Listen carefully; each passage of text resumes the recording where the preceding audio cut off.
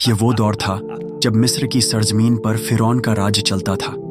उसका घमंड इतना बढ़ चुका था कि उसने खुद को रब कहना शुरू कर दिया था। वो कहता था, अना रब्बुकुमुल आला, मैं तुम्हारा सबसे बड़ा रब हूं। उसने बनी इस्राएल को गुलाम बना रखा था। दिन रात उनसे मजदूरी करवाता और उनकी औलादों को कत्ल करवा देता। जुल्म का अंधेरा इतना गहरा था कि लोग बस एक ही सवाल करते, कब आएगा कोई हमें बचाने वाला। और फिर अल्लाह ने भेजा अपना प्यारा नबी हज़रत मूसा अलैहिस्सलाम को। हज़रत मूसा अलैहिस्सलाम को अल्लाह ने मोजिज़ों के साथ नबूवत अता की। उनके हाथ में एक लाठी थी जिसे वो ज़मीन पर डालते तो अजदहा बन जाती, और जब वो अपना हाथ निकालते तो वो रोशनी से चमक उठता। अल्लाह ताला ने उन्हें हुक्म दिया, जा फिरौन के पास और कह कि बनी इज़राइल को छोड़ दे। हज़रत मूसा अलैहिस्सलाम अपने भाई हज़रत हारून अलैहिस्सलाम के साथ फिरौन के आलीशान दरबार में गए। तख्त पर बैठा हुआ फिरौन उन्हें देखकर हंसा और बोला, क्या तू वही मूसा है जो हमारे घर में पला और अब अल्लाह का नाम लेकर हमें डराने आया है? हज़रत मूसा अलैहिस्सलाम ने फरमाया, हाँ मैं वही मूसा हूँ, मगर आज मैं अपने रब की तरफ से हिदायत लेकर आया हूँ। अल्लाह ताला तुझसे फरमाता है कि बनी इज़राइल को छोड़ दे, उन्हें आज़ाद कर दे।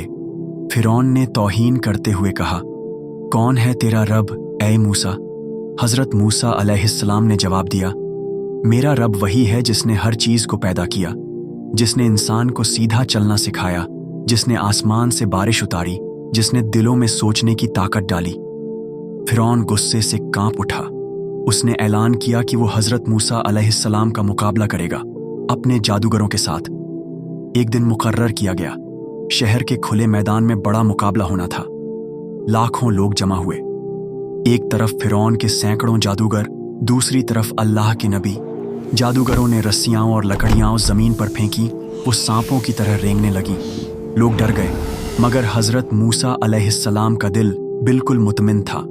अल्लाह का हुक्म आया, ऐ मूसा, अपना आसा लाठी फेंको। जैसे ही हज़रत मूसा अलैहिस्सलाम ने लाठी डाली, वो एक बड़ा अजदहा बन गई और सारे नकली सांपों को निगल गई। सन्नाटा छा गया। लोगों की आंखें फटी की फटी रह गईं और वो जादूगर जो तकब्बुर में थे सजदे में गिर पड़े। उन्होंने कहा, हम ईमान लाए मूसा और हारून के रब पर। अब फिरौन का चेहरा लाल हो गया। उसने कहा, मैंने इजाजत नहीं दी थी, ये सब मूसा का चाल है, मैं तुम्हारे हाथ पांव काट डालूंगा।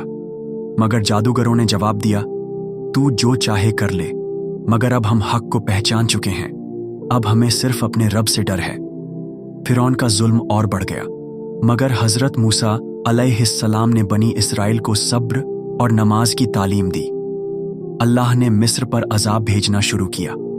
खून बना पानी, टिड्डियां जूं, मेंढक, अंधेरा, बीमारियां।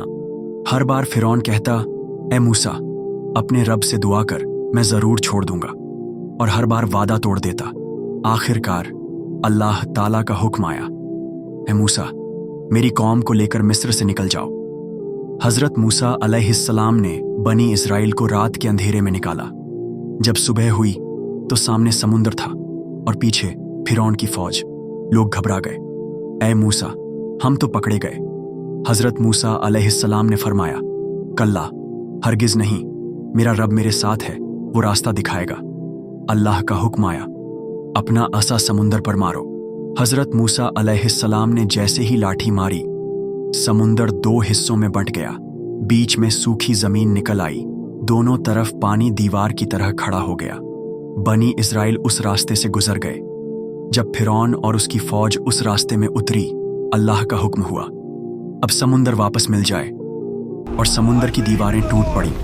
लहरों ने फिरौन और उसकी पूरी फौज को डुबो दिया।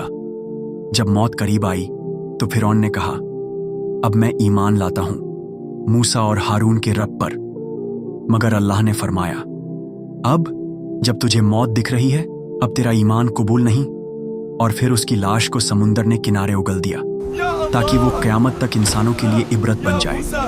कुरान में अल्लाह फरमाता है, सूरह यूनुस आयत 92, तो आज हम तेरे जिस्म को बचा लेंगे ताकि तू उनके लिए निशानी बन जाए जो तेरे बाद आएंगे, और बेशक बहुत से लोग हमारी निशानियों से गाफिल हैं।